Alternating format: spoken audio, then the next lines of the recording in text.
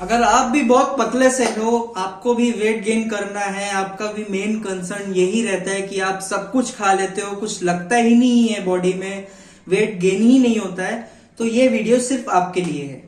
Hello and welcome to Varun Singh fitness. तो आज का हमारा टॉपिक है how to gain weight. So guys, सबसे पहले तो मैं आपको ये क्लियर करना चाहता हूं कि वेट गेन करने के दो तरीके होते हैं। या तो आप बॉडी फैट गेन कर लो और या तो आप मसल मास गेन कर लो, प्योर मसल मास। अब आप जब बॉडी फैट गेन करोगे तो वो बहुत ज्यादा अनप्रोडक्टिव सा दिखेगा, आपका पेट सा बाहर लटका हुआ दिखेगा, आपका आर्म्स में फैट आएगा, आपका चेहरा भी थोड़ा चबी हो जाएगा। तो बेसिकली जो फैट बॉडी फैट होता है वो आपको अनप्रोडक्टिव दिखाता है और अनप्रोडक्टिव होता भी है। और दूसरा वे ये होता है, आप मसल गेन कर सकते हो, प्योर मसल मास गेन कर सकते हो। थोड़ा सा टाइम लगेगा, मेहनत लगेगी, बट आप प्रोडक्टिव दिखोगे। तो ये दो वेज होते हैं। अगर आप फैट गेन करोगे तो आप कुछ ऐसे दिखोगे, और आप मसल मास गेन करोगे तो कुछ ऐसे दिखोगे। मेहनत लगेगी लेकिन आप प्रोडक्टिव दिखोगे। बात करते हैं प्योर मसल मास गेन करने के लिए, वेट गेन करने के लिए, मसल वेट गेन करने के लिए हमें क्या करना होगा। सबसे पहले तो कंसिस्टेंट रहना होगा अपने वर्कआउट से, अपनी डाइट से और अच्छी स्लीप से।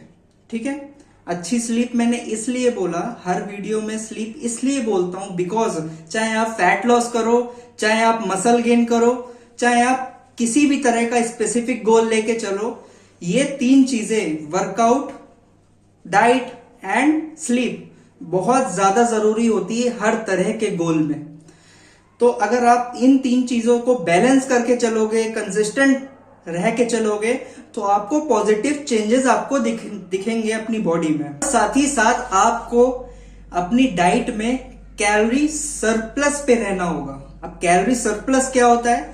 बेसिकली अगर आपका दिन भर का body expenditure, calories expenditure body का 2000 है, तो आपको 2200 से 2300 के बीच में अपनी कैलोरी को रखना है, which means you are on calorie surplus diet. मतलब आपको चाहिए 2000 और आप खा रहे हो 2300, तो आप बेसिकली 2300 कैलोरी खाओगे तो आपका बॉडी सरप्लस में रहेगा।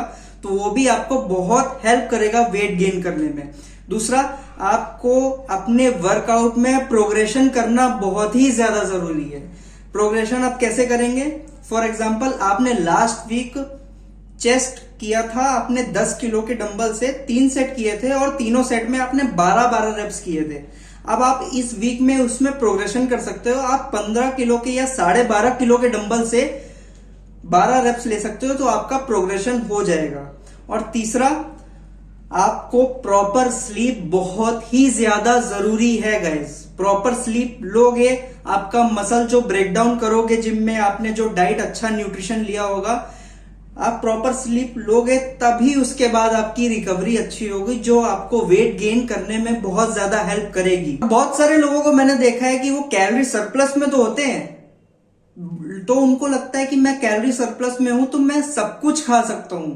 वो बर्गर भी खा रहे होते हैं, वो पिज्जा भी खा रहे होते हैं, वो मोमोज भी खा रहे होते हैं और हर तरह का कूड़ा खा रहे होते हैं। तो गाइस, ये सबसे बड़ी मिथ है लोगों के अंदर कि अगर वो कैलोरी सरप्लस में है तो वो सब कुछ खा सकते हैं। कैलोरी सरप्लस का मतलब ये नहीं होता है कि आप हर तरह की चीज खा सकते हो।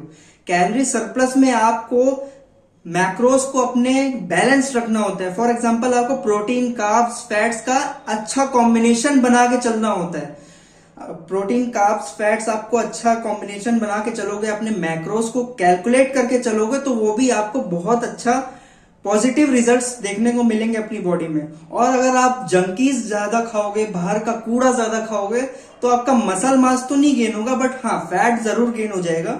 उससे भी आपको वेट गेन के रिजल्ट दिखेंगे, बट वो आपका मसल मास नहीं होगा, वो आपके फैट गेन रिजल्ट्स होंगे, जो आपको अनप्रोडक्टिव बनाएगा।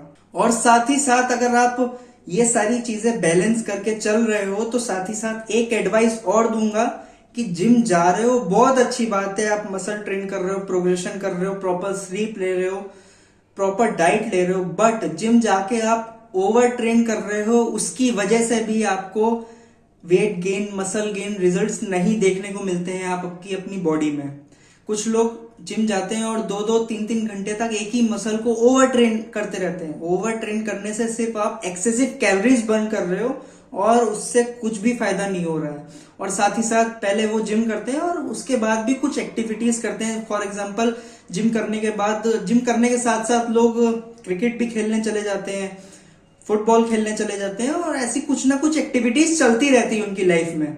सो जो एक्टोमॉर्फ होते हैं, जो स्किनी लोग होते हैं, उनको इतना एक्टिविटी नहीं देनी है जिससे उनकी एक्सेसिव कैलोरी बर्न हो।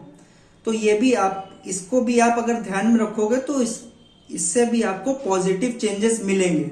और साथ ही साथ लोगों को ये भी लगता है कि अगर उनको वेट गेन करना है तो कार्डियो उनकी काम की चीज है ही नहीं। बहुत बड़ा मिसकंसेप्शन है ये। अगर आपको वेट गेन करना है तो आपको साथ ही साथ कार्डियो भी करना चाहिए। रोज नहीं करना चाहिए बट एटलीस्ट हफ्ते के 2 दिन जरूर करना चाहिए।